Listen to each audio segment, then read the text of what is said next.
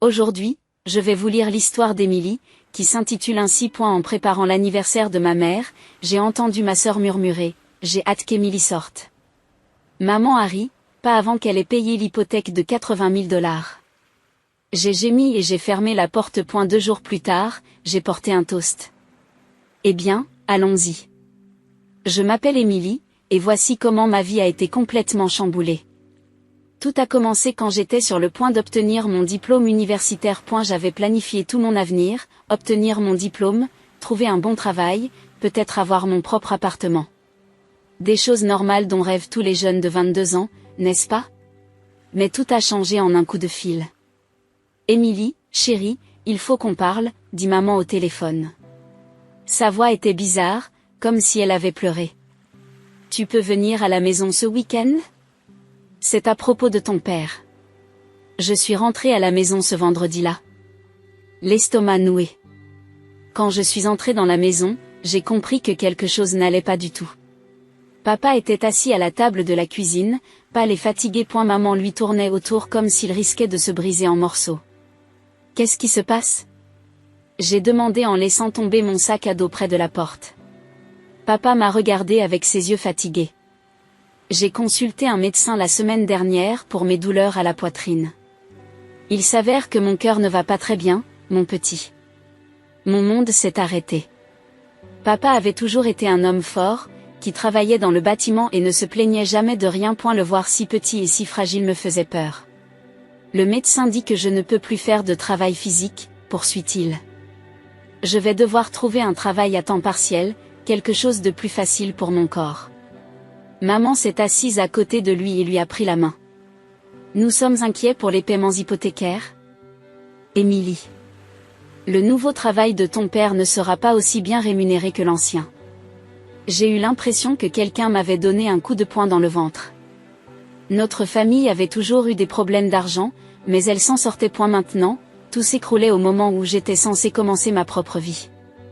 Et il faut aussi penser à ta sœur, ajoute maman en jetant un coup d'œil vers l'escalier. Jessica n'a que 16 ans, elle est encore au lycée. Elle a besoin de choses pour l'école, de vêtements, tu sais comment sont les adolescents. Jessica descendit les escaliers en sautillant à ce moment-là, les écouteurs sur les oreilles, complètement inconsciente de la lourde conversation qui se déroulait dans la cuisine. Elle avait l'air si jeune et si insouciante. 6 ans plus jeune que moi, elle avait toujours été le bébé de la famille. Hey, dit-elle en levant à peine les yeux de son téléphone. Je ne savais pas que tu rentrais à la maison. Hey, Jess. Ai-je réussi à dire, ma voix semblant bizarre, même pour moi. Après que Jessica a disparu dans le salon, maman s'est penchée en avant et m'a regardée avec des yeux désespérés. Émilie, nous savons que c'est beaucoup demandé, mais nous avons besoin de ton aide. Est-ce que tu envisagerais de revenir à la maison après avoir obtenu ton diplôme? Juste pour un temps, jusqu'à ce qu'on se remette sur pied. Je les ai regardés fixement, sentant le poids de leurs attentes m'écraser. Il s'agissait de mes parents, des personnes qui m'avaient élevée, qui m'avaient soutenue tout au long de mes études. Comment pouvais-je dire non? J'ai donc obtenu mon diplôme et je suis retournée vivre dans la chambre de mon enfance. En l'espace d'une semaine, j'ai décroché un emploi décent dans un cabinet d'experts comptables. Le salaire était plutôt bon pour un jeune diplômé. Et j'étais fière d'avoir été embauchée si rapidement. Mais cette fierté n'a pas duré longtemps. J'ai reçu mon premier salaire et j'étais ravie d'avoir enfin un peu d'argent.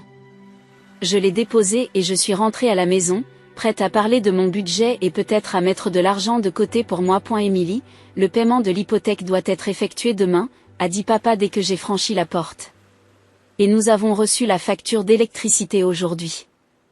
Comme ça, tout mon salaire a disparu. L'hypothèque, les services publics, l'épicerie, l'essence, tout a servi à maintenir notre famille à flot. Je me disais que c'était temporaire, que les choses allaient s'améliorer.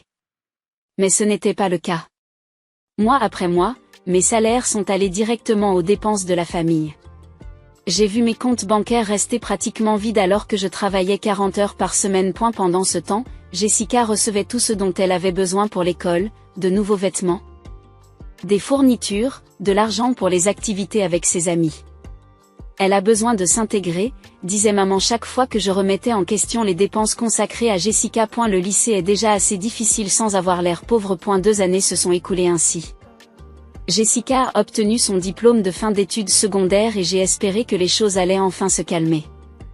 Je pourrais peut-être commencer à économiser un peu d'argent pour moi, voire même envisager d'avoir mon propre logement. Puis Jessica a annoncé qu'elle allait entrer à l'université. Mes parents rayonnaient de fierté, et j'ai essayé de sourire moi aussi. Mais mon estomac a lâché quand j'ai compris ce que cela signifiait. C'est ainsi que les frais d'inscription à l'université se sont ajoutés à ma liste de dépenses. Jessica a choisi une école coûteuse, avec des dortoirs, des plans de repas, des manuels, de l'argent de poche, et c'est à moi qu'il incombe de payer. C'est un investissement dans son avenir, répétait maman. Tu comprends, n'est-ce pas Émilie? La famille aide la famille. J'étais donc là, à 24 ans, travaillant à temps plein et payant pour la vie des autres alors que je vivais dans ma chambre d'enfant. Je regardais mes amis de l'université sur les réseaux sociaux partir en voyage, prendre leur propre appartement, sortir avec des amis, s'amuser. Pendant ce temps, je ne pouvais même pas me permettre de sortir boire un verre après le travail. Un vendredi, ma collègue Sarah m'a invité à partir en week-end avec un groupe de filles. Elle m'a dit, il y a un petit bed and breakfast tout mignon à 2 heures d'ici. C'est seulement $200 pour tout le week-end, repas compris. Allez, Émilie, tu ne fais jamais rien d'amusant. Je vais y réfléchir, ai-je dit à Sarah, mais à l'intérieur, j'étais déjà en train de réfléchir à la façon dont je pourrais m'y prendre pour que ça marche. Ce soir-là, au dîner, j'ai abordé le sujet de manière décontractée. Des amis du travail partent ce week-end. Je pensais les rejoindre. Maman a levé les yeux de son assiette avec cette expression que je connaissais trop bien. Combien cela coûterait-il? Ce n'est pas très cher, peut-être $200 au total. Maman a posé sa fourchette et secoué la tête. Émilie, chérie, tu sais que nous sommes à court d'argent en ce moment. Jessica a besoin de nouveaux manuels pour ses cours et le chauffe-eau fait un bruit bizarre. Les $200 pourraient servir à quelque chose d'utile pour la famille. Je les ai tous regardés fixement, sentant quelque chose de froid s'installer dans ma poitrine. Je travaillais dur pour tout payer, et je ne pouvais même pas dépenser $200 pour moi pour un week-end. Tu as raison, ai-je dit à voix basse, je leur dirai que je ne peux pas y aller. Maman a souri comme si j'avais fait le bon choix. C'est ma fille raisonnable, la famille passe avant tout. Toujours. 2 années se sont écoulées ainsi. J'avais 26 ans et je subvenais aux besoins de toute ma famille depuis 4 ans. J'avais perdu des années de ma vie, et je n'avais rien d'autre à montrer qu'un placard rempli de vieux vêtements et un compte en banque qui ne contenait jamais plus de quelques centaines de dollars. Pendant ce temps, Jessica vivait à l'université. Chaque fois qu'elle rentrait à la maison pour les vacances, elle avait de nouvelles affaires. Des jeans de marque, du maquillage hors de prix, le dernier iPhone alors que j'utilisais encore mon téléphone à écran fissuré d'il y a 3 ans. Où trouve-t-elle l'argent pour tout cela? Un jour, j'ai demandé à ma mère en regardant Jessica montrer son nouveau sac à main à ses amis du lycée. Oh, tu sais comment sont les étudiants, a répondu maman, en faisant un geste dédaigneux de la main.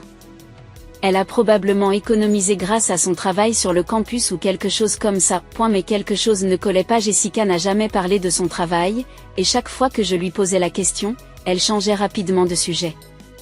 Le point de rupture s'est produit pendant les vacances de printemps de la 2e année de Jessica. Elle est rentrée à la maison avec des sacs de shopping remplis de vêtements, de nouvelles baskets qui coûtaient plus que ce que j'avais dépensé en épicerie en un mois, et une routine de soins de la peau sophistiquée qui avait probablement coûté $200. J'étais dans la cuisine en train de préparer le dîner lorsqu'elle est entrée en portant une veste en cuir toute neuve. J'ai dit, jolie veste. En essayant de garder une voix neutre, ça a l'air cher. Jessica a haussé les épaules et a pris un soda dans le frigo. Oui. Je l'ai acheté la semaine dernière. Il y avait des soldes incroyables en ville. Ça devait être des soldes, cette veste a l'air d'avoir coûté au moins $300. Elle s'est figée pendant une seconde, puis s'est retournée vers moi avec un air coupable. Ce n'était pas autant. Jessica, où trouves-tu l'argent pour toutes ces choses? La dernière fois que j'ai vérifié, tu n'avais pas de travail. Son visage est devenu rouge et elle a commencé à tripoter la fermeture éclair de sa veste. Ce ne sont pas tes affaires, Émilie. Mon Dieu, pourquoi es-tu toujours aussi curieuse de tout? Parce que c'est moi qui paie tes frais d'inscription à l'université, ton dortoir, tes repas et apparemment tout le reste dans cette maison, lui ai-je répondu. Alors oui, je pense que j'ai le droit de savoir où tu trouves des centaines de dollars à dépenser en vêtements, point. Peut-être que si tu n'étais pas si radin tout le temps, tu comprendrais que les étudiants ont aussi besoin de belles choses, virgule. A-t-elle rétorqué. Je suis radin, je suis radin. Je sentais ma voix s'élever. Jessica, je travaille 40 heures par semaine et je donne chaque dollar à cette famille. Je n'ai même pas les moyens de m'acheter de nouveaux vêtements, point. Elle a roulé des yeux. Peu importe, Emily, tu ne comprendrais pas de toute façon. Alors explique-moi, d'où vient cet argent? Je n'ai rien à te dire, a crié Jessica, puis elle a éclaté en sanglots et s'est enfuie dans sa chambre. J'y suis restée dans la cuisine, tremblant de colère et de confusion. Quelque chose ne tournait pas rond et personne ne me disait la vérité. Maman et papa sont rentrés des courses juste au moment où Jessica claquait la porte de sa chambre. C'est quoi tous ces cris? Demande papa en posant les sacs sur le comptoir. J'ai demandé à Jessica où elle trouvait l'argent pour toutes ces choses chères, et elle s'est emportée contre moi. Maman et papa ont échangé un regard bizarre. Et maman a commencé à déballer les courses très vite, sans me regarder dans les yeux.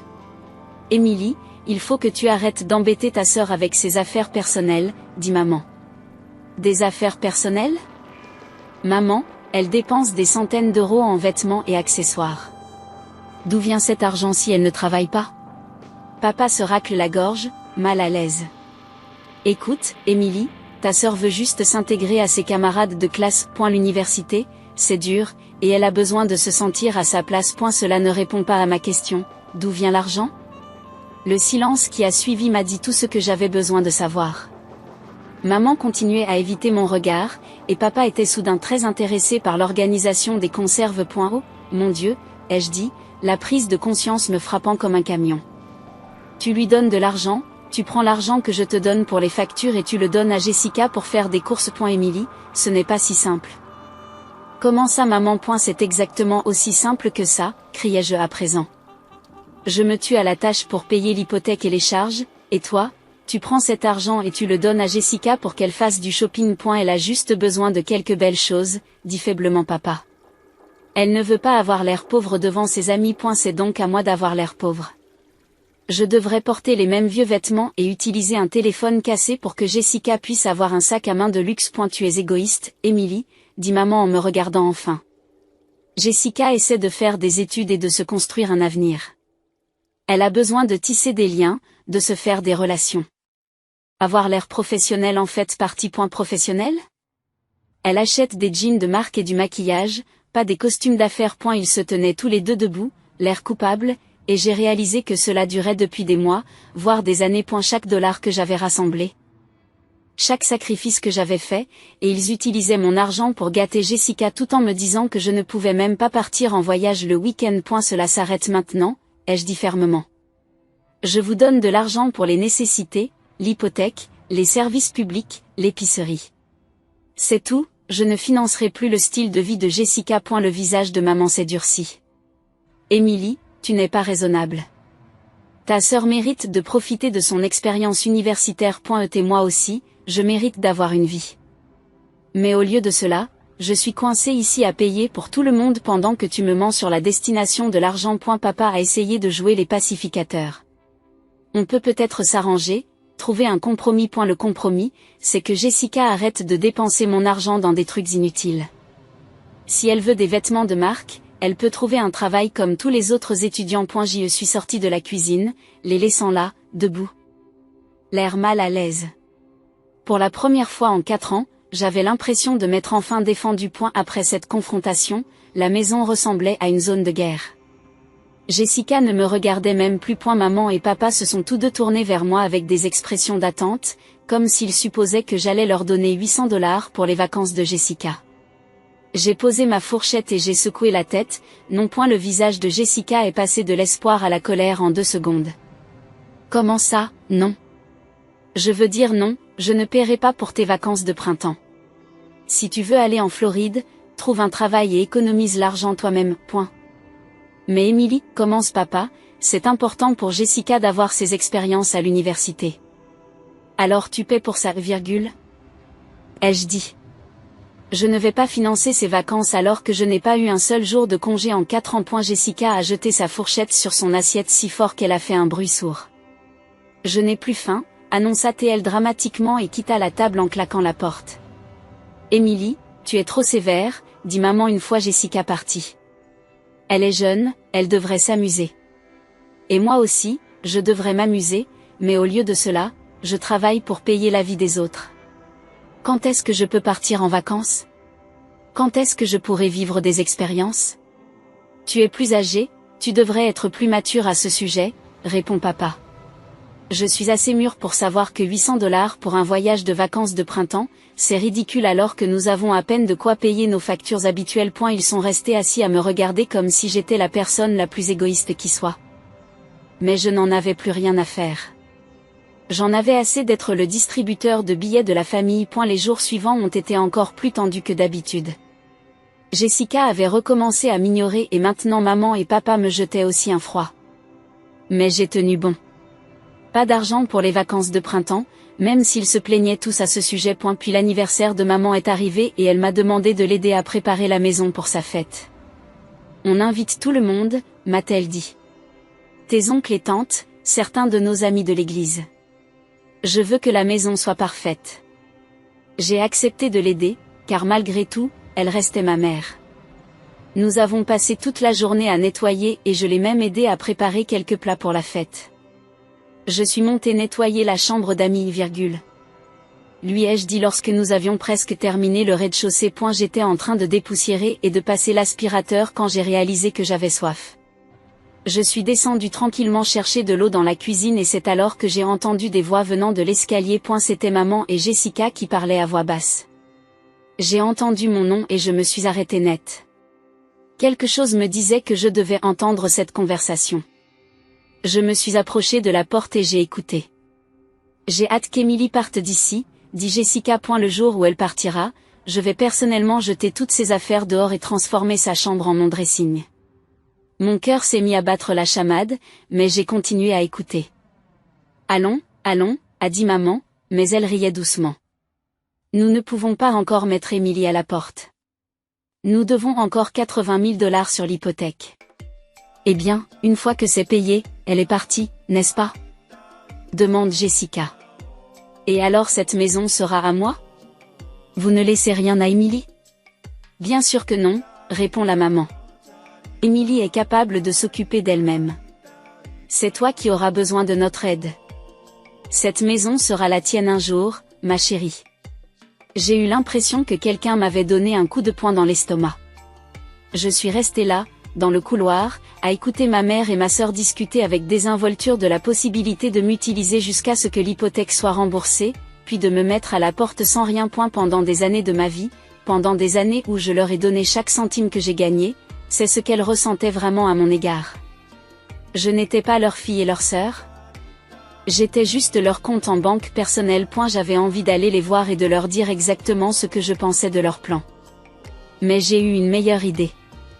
L'anniversaire de maman a lieu dans 2 jours. Tous les membres de notre famille seraient là, tous ceux qui pensaient que notre famille était si proche et si aimante. Je me suis souri à moi-même en remontant tranquillement à l'étage pour finir de nettoyer. Dans 2 jours, tout le monde apprendrait la vérité sur le genre de personne que mes parents et ma sœur étaient vraiment. Les 2 jours suivants ont été le travail d'acteur le plus difficile de ma vie. J'ai souri au petit déjeuner, j'ai aidé maman à préparer sa fête et j'ai même fait la conversation à Jessica lorsqu'elle a pris la peine de reconnaître mon existence. Pendant tout ce temps, leurs paroles n'ont cessé de résonner dans ma tête. Nous ne pouvons pas encore mettre Émilie à la porte. Nous devons encore 80 000 $ sur l'hypothèque. J'avais déjà fait mes valises et les avais cachées dans mon placard. J'avais aussi trouvé un petit appartement à l'autre bout de la ville et versé une caution. Ce n'était pas grand-chose, mais c'était à moi. L'anniversaire de maman est enfin arrivé et la maison s'est remplie de parents et d'amis de la famille. Tante Linda, oncle Mike, mes cousins, les gens de l'église, tout le monde était là à parler et à rire comme si nous étions une famille parfaite et heureuse. Émilie, tu as l'air fatiguée, chérie, dit tante Linda en me serrant dans ses bras. Tu travailles trop, si seulement elle en connaissait la moitié. La soirée s'est poursuivie en mangeant, en bavardant et en racontant des histoires. Puis vint l'heure des cadeaux. Maman ouvre les cadeaux les uns après les autres, des fleurs, des bijoux, des cartes cadeaux et un joli pull de tante Linda. Enfin. Ce fut mon tour. Je me suis approchée et je lui ai tendu une belle enveloppe que j'avais achetée juste pour cette occasion. Oh, comme c'est beau, dit maman en souriant à tous ceux qui l'entourent. Elle a ouvert l'enveloppe avec soin, s'attendant probablement à recevoir de l'argent ou une carte cadeau. Mais lorsqu'elle a regardé à l'intérieur, son visage s'est complètement figé, l'enveloppe était vide. Où est le cadeau, a-t-elle demandé, la confusion se répandant sur son visage. Je lui ai souri gentiment. C'est exactement ce que toi, papa et Jessica méritaient. Rien. La pièce entière est devenue silencieuse, on aurait pu entendre une épingle tomber. Le visage de maman est devenu rouge. Émilie, je ne comprends pas de quoi tu parles. Il doit s'agir d'une erreur. Pas d'erreur? Maman. J'ai entendu une conversation très intéressante entre toi et Jessica il y a 2 jours.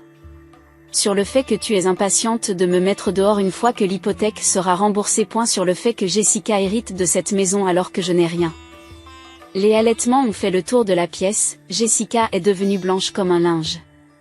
J'ai aussi appris que tu prenais l'argent que je te donnais pour les factures et que tu le dépensais pour les achats de Jessica. Alors je me suis dit, pourquoi devrais-je te donner quelque chose alors que tu as déjà prévu de ne rien me donner? Le père se lève, le visage en colère. Émilie, c'est l'anniversaire de ta mère. Comment oses-tu le gâcher avec ces bêtises? Des bêtises? J'ai ri. Papa, je subviens aux besoins de toute cette famille depuis 4 ans.